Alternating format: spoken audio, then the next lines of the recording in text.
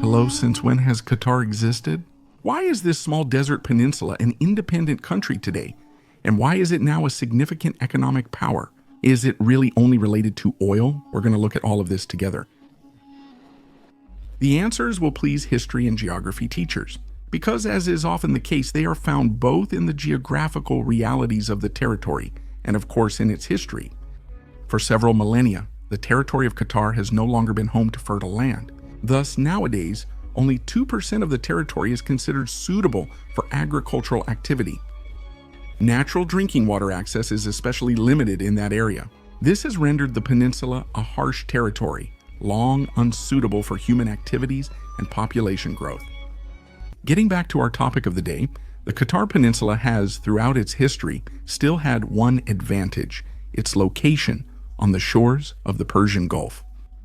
The latter, particularly the coast of present-day Iran, was a major commercial area for a long time, within which many trade routes passed through, started or ended, and especially routes coming from or going to India and the rest of Asia.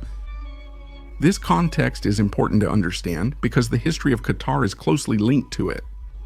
During the 16th and 17th centuries, the Persian Gulf was at the center of many commercial interests. The two great powers of the time, the Ottoman Empire and the Safavid Empire, were primarily interested in this maritime area.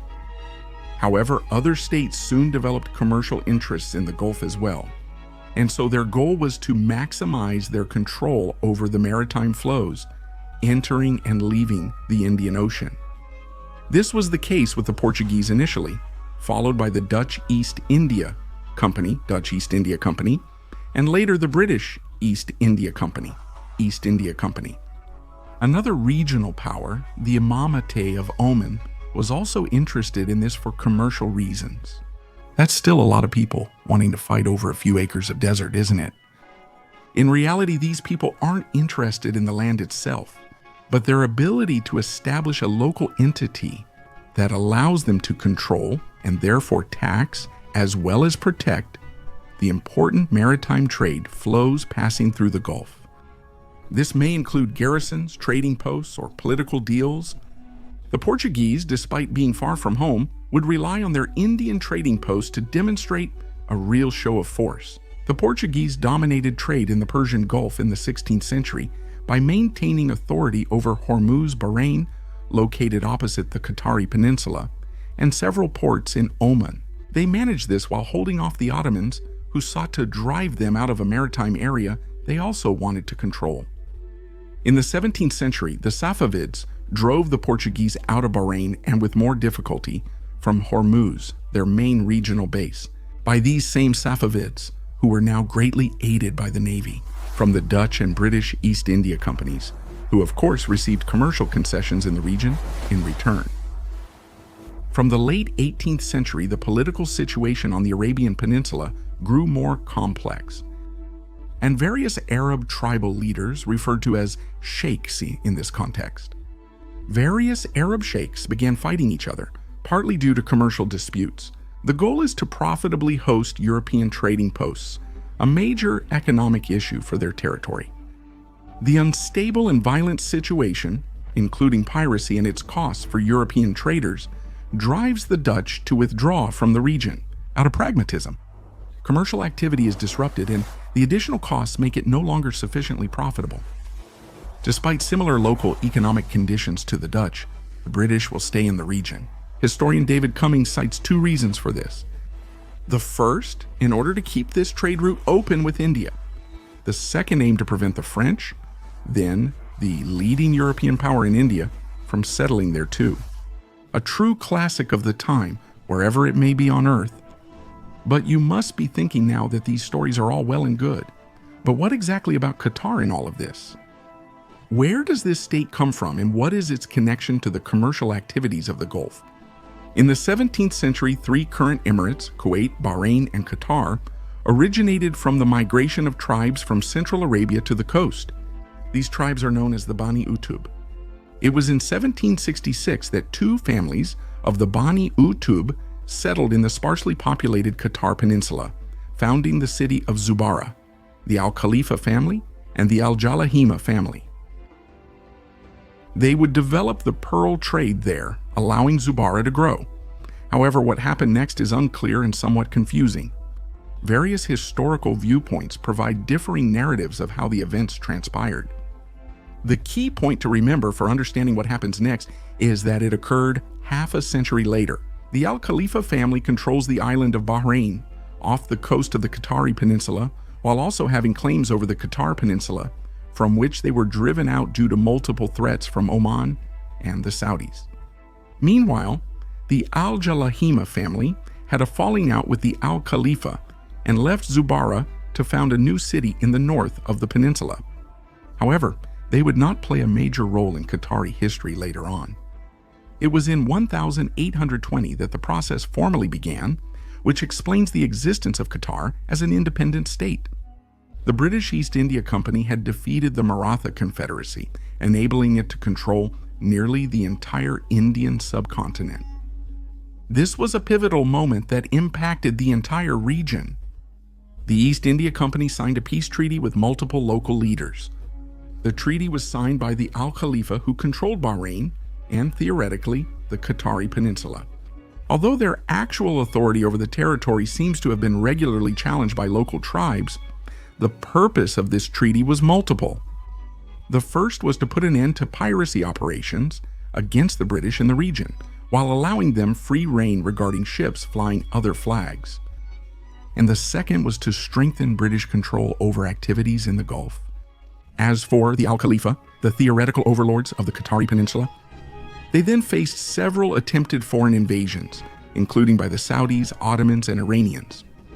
Additionally, they engaged in infighting within the dynasty. This resulted in the loss of control over the Qatari Peninsula, allowing the emergence of a new tribe, the Al-Thani. In 1850, the tribe, unhappy with the Al-Khalifa's rule, left their village and moved to the other side of the peninsula, distancing themselves from Bahrain Island, where the Al-Khalifa's actual power resided. All this happened in the aforementioned turbulent context. The Al-Thani attempted to exploit the chaotic situation by engaging in piracy and defying the Al-Khalifa's authority. Once things are more controlled, go with the latter option. In 1867, they launch a punitive expedition in an attempt to restore their authority over the peninsula, but it ultimately Paleo realm. Meanwhile, this will be crucial later. In 1853, after the 1820 General Peace Treaty, what came to be commonly known as the Trucial States appeared, which were in fact a group of Arab tribes. They accepted a British protectorate and the cessation of all piracy in exchange for lasting local peace and British military protection. Who was the world's leading maritime power at the time? In case of foreign aggression, the Al-Thani are excluded from this agreement, as you may have assumed. However, the failure of the Al-Khalifa expedition in 1867 is catastrophic for the reputation of the tribe. The British realize that the Al-Khalifa do not control the Qatari Peninsula. As a result, they seek help from the Al-Thani, who have restrained the Al-Khalifa and whose piracy harms local commerce. And they include them in their Grand Trucial States Pact. The peninsula becomes independent from Bahrain, setting the stage for future events. Well, of course, at the time, the leader of the tribe, Dir Muhammad ibn Thani, played on several fronts, since in 1871, he also agreed to become an Ottoman protectorate. The British are not interested in this duplicity. Al-Thani stopped piracy, and the peninsula lacked economic interest. He settled the matter in 1913, 40 years later. It was that year, through an agreement between the British and the Ottomans, that two things about Qatar were definitively established. The first is that the Ottoman Empire renounces any claim to the Qatari Peninsula. The second is the official and permanent recognition of Qatar's independence from Bahrain. The Shahir of Qatar is therefore now recognized as an independent Shahir, owing allegiance to no other Shahir. In other words, the state of Qatar was just born. 2 years later, the treaty is strengthened by an agreement between the British and Saudis, where the Saudis acknowledge British authority over the Gulf states, including Qatar. The following year, in 1916, Qatar officially and fully comes under British protectorate, notably conceding its diplomacy to the British Empire in exchange for military protection of the territory and British support for the Al-Thani family to keep them at the head of Qatar. As for the two world wars, Qatar would not play a major role in them. However, a discovery during the interwar period had a major impact on the country's modern history.